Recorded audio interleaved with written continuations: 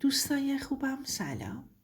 من نادیا هستم از کانال سایه های خیانت. قبل از هر چیز ممنونم از لایک ها، کامنت ها و انرژی های قشنگی که همیشه برام میفرستین و باعث میشین با عشق ادامه بدم.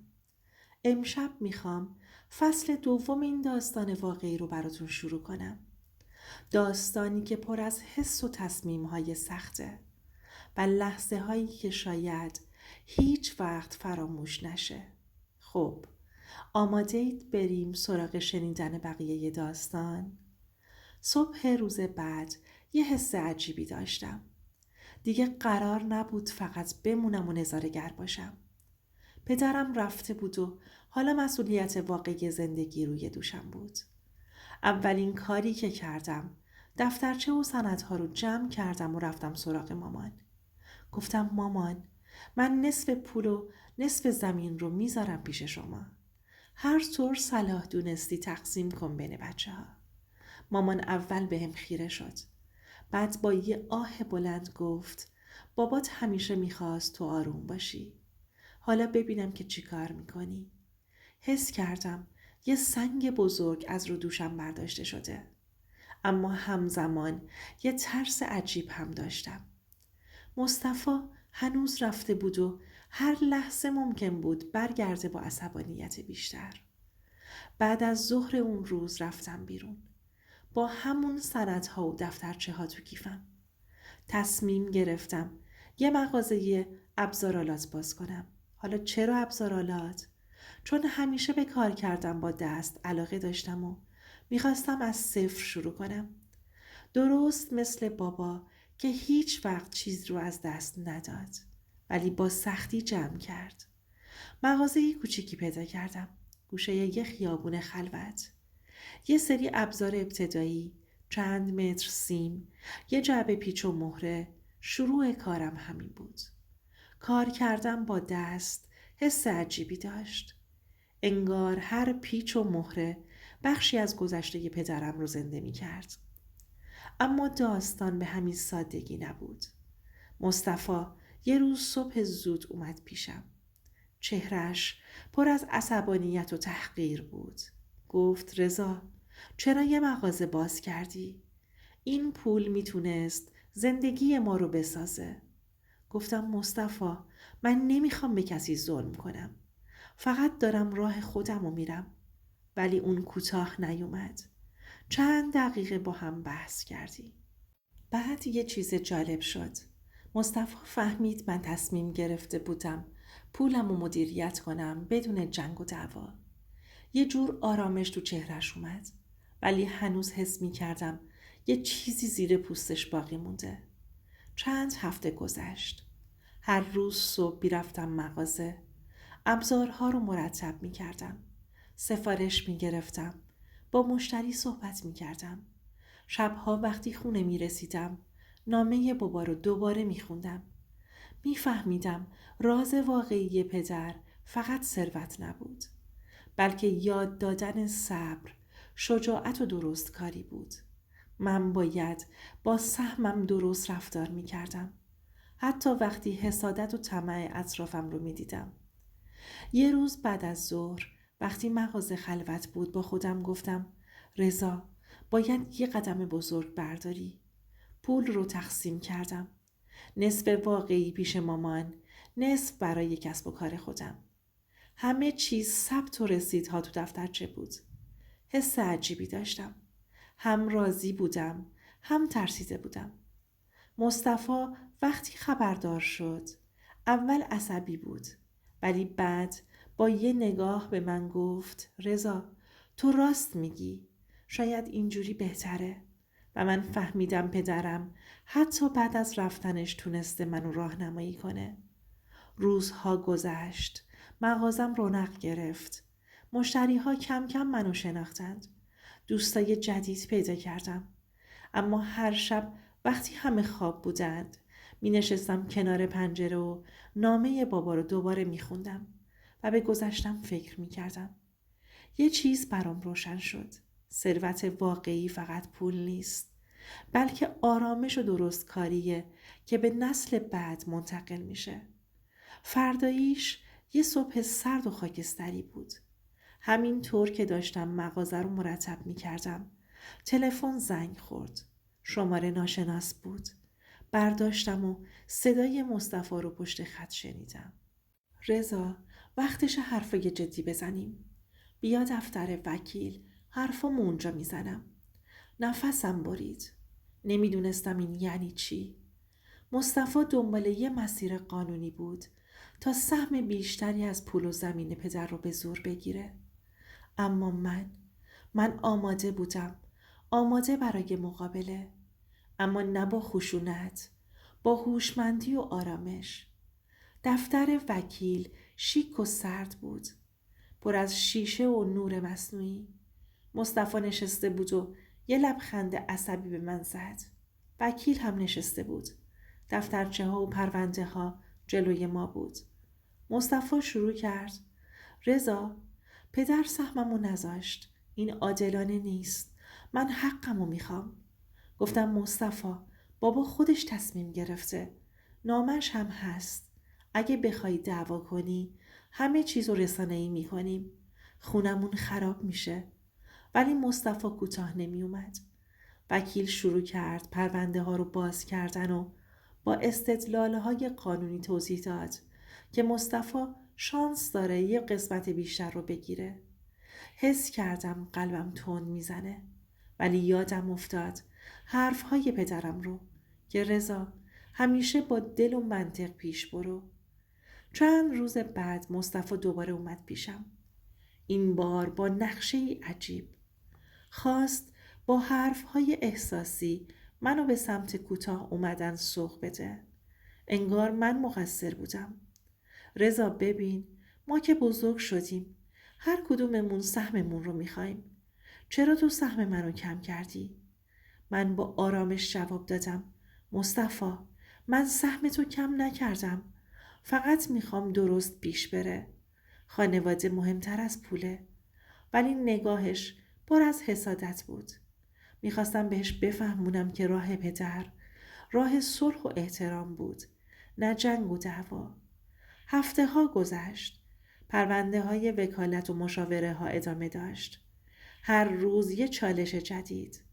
مصطفی تلاش میکرد سهم بیشتری بگیره و من باید ثابت میکردم که راه پدر درست و منصفانه اجرا شده. همزمان مغازه رو هم اداره می کردم. هر مشتری، هر سفارش، هر فروش به نوعی مثل جنگ با خودم و مصطفی بود. شبها وقتی می نشستم و نامه بابا رو می خوندم، حس می کردم هر پیچ و مهره مغازه تیکه از دنیای پدره که دارم نگه می دارم. یه روز صبح وکیل بهم زنگ زد. مصطفی باید قبول کنه تقسیم بندی اولیه رو. دادگاه نظرش رو اعلام کرده. نفسم گرفت. حس کردم یه بار سنگین از دوشم برداشته شده. مصطفی هنوز ناراحت بود. ولی کم کم آروم شد. من فهمیدم راه پدر درست بوده. درست کاری و آرامش همیشه نتیجه میده. حتی وقتی برادرت حسادت میکنه. اون شب وقتی مغازه رو بستم، رفتم کنار پنجره و دوباره نامه بابا رو باز کردم. آروم گفتم بابا، فهمیدم ثروت واقعی نه پول نه زمین، بلکه آرامش و خانواده و درست کاریه. اشک میریختم، اما این بار برای شادی نه غم. میدونستم مصطفی هم یه روز میفهمه، حتی اگه اون روز دیر باشه.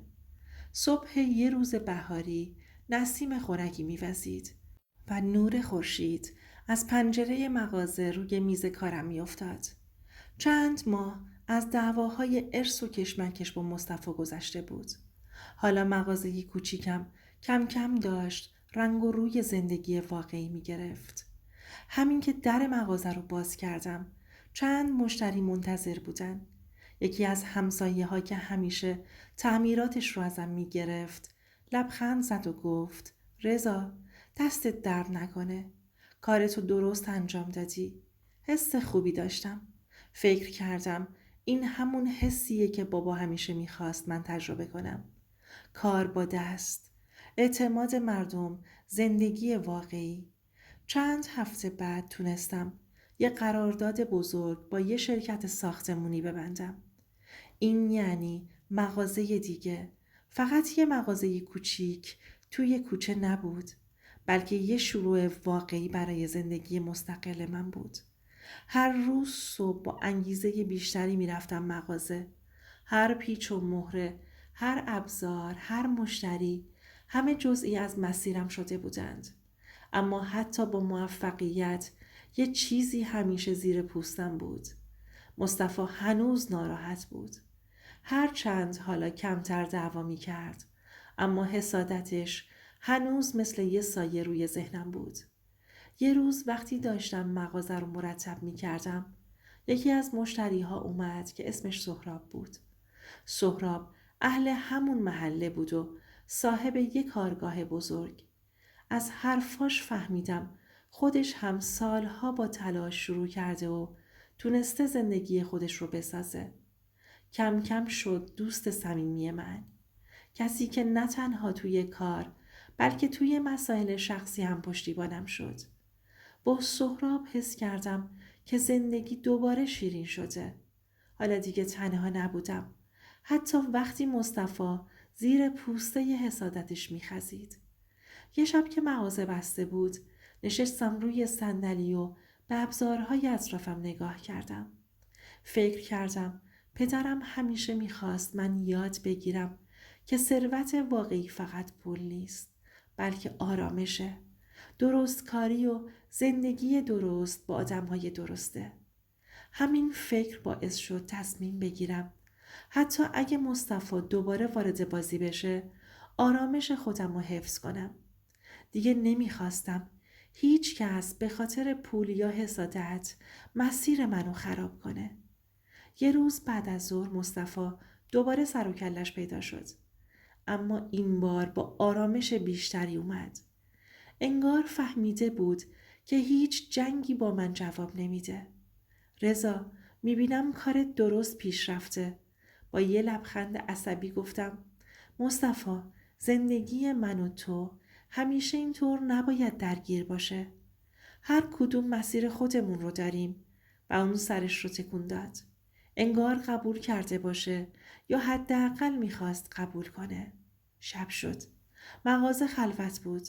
من کنار پنجره نشستم و نامه بابا رو بازم باز کردم و خوندم. این بار لبخند زدم. نه از پول، نه از زمین، بلکه از راه درست، رشد واقعی و آرامش در زندگی مستقل. یه روز بعد از ظهر مغازه شلوغ بود و من داشتم بین سفارش ها میدویدم که تلفن زنگ زد. شماره ناشناس بود. برداشتم و صدای مصطفی دوباره پشت خط بود. رضا، بیا خونه، دوباره باید حرف بزنیم. این سری جدیه. نفسم گرفت. میدونستم یعنی چی. دوباره دعوا، دوباره حسادت، دوباره بحران. اما دیگه نمیخواستم فرار کنم. گفتم باشه، الان میام. وقتی رسیدم مصطفی نشسته بود روی کاناپه. چهرهش پر از عصبانیت و تلخی بود. گفت رضا، چرا سهم منو درست ندادی؟ فکر کردی من نمیفهمم؟ من با آرامش گفتم مصطفی، سهم تو کم نکردم. راه بابا همین بود که ما با هم دعوا نکنیم. ولی نگاهش پر از نفرت بود. حس کردم هر لحظه ممکنه همه چی خراب بشه. مامان و مریم هم بودن، ولی همه ساکت نشسته بودن و فقط تماشا میکردن. میدونستم این لحظه امتحان واقعی منه. یا کوتاه بیام و مصطفی رو راضی کنم، یا محکم بایستم و مسیر درست رو ادامه بدم. نشستم روبروش و گفتم مصطفی، نگاه کن، این راهیه که بابا همیشه میخواست. اما من سهم تو کم نکردم. فقط میخوام خانوادم سالم بمونه. اگه بخوای دعوا کنی، نه تنها چیزی به دست نمیاری، بلکه همه چیزو هم خراب میکنی. چند دقیقه سکوت کرد. بعد آهی کشید و گفت باشه، شاید تو راست میگی. ولی هنوزم میدونستم این آخرین بحران نیست. زندگی همیشه امتحانش رو میگیره و من باید یاد بگیرم حتی وقتی نزدیکترین آدم ها حسادت میکنن آرامش خودم رو حفظ کنم. اون شب به خودم گفتم همه این سالها فکر میکردم پول و زمین مهمترین چیزن، اما حالا فهمیدم آرامش، درستکاری و حفظ خانواده مهمتره. اشک میریختم، نه برای غم، نه برای پول، بلکه برای اینکه فهمیدم راه درست همیشه سخته ولی ارزشش رو داره. صبح بود و نور خورشید کم کم میافتاد رو مغازه کوچیکم. چند ماهی از همه بحرانها و دعواهای ارث و کشمکش با مصطفی گذشته بود. حس می کردم یه چرخه کامل زندگیم رو پشت سر گذاشتم. از درد و حسادت تا آرامش و رشد. نشستم کنار میزم. نامه رو دوباره برای بارها باز کردم. شروع کردم به فکر کردن. به خودم گفتم رضا، این سختی ها و دعواها و بحران ها همه یه درس بودن. درس اول، ثروت واقعی فقط پول نیست بلکه آرامشه. درس دوم، خانواده و احترام به دیگران همیشه مقدم بر طمعه. و درس سوم، حتی وقتی کسی حسادت کنه راه درست رو باید انتخاب کنی، نه کوتاه بیای یا تلافی کنی. مصطفی حالا آرومتر شده بود، هرچند هنوز زیر پوستش حسادت بود، اما فهمید مسیر درست دعوا نیست. مامان و مریم هم دیگه استرس نداشتند. همه چیز کم کم داشت سر جای خودش قرار می گرفت. دوست عزیزم، همیشه تو این زندگی واقعی وقتی با مشکلات، حسادت یا طمع نزدیکان روبرو میشی، به راه درست پایبند باش. پول، زمین یا اموال هیچ وقت مهمتر از آرامش و خانواده نیست. و مهمتر از همه، هیچ وقت نذار کسی حسادتش یا طمعش مسیر تو رو خراب کنه. اگه تا اینجای داستان با من بودی ازت ممنونم. لطفاً لایک کن و کامنت بذار و حتما کانالم رو سابسکرایب کن تا هیچ صدایی نادیده نمونه و هیچ داستان واقعی از بین نره. حالا یه سوال ازت میپرسم. اگه جای رضا بودی، وقتی برادرت حسادت میکرد، تو چه تصمیمی میگرفتی؟ کوتاه میومدی یا محکم وای میستادی؟ منتظر جواب هاتون هستم.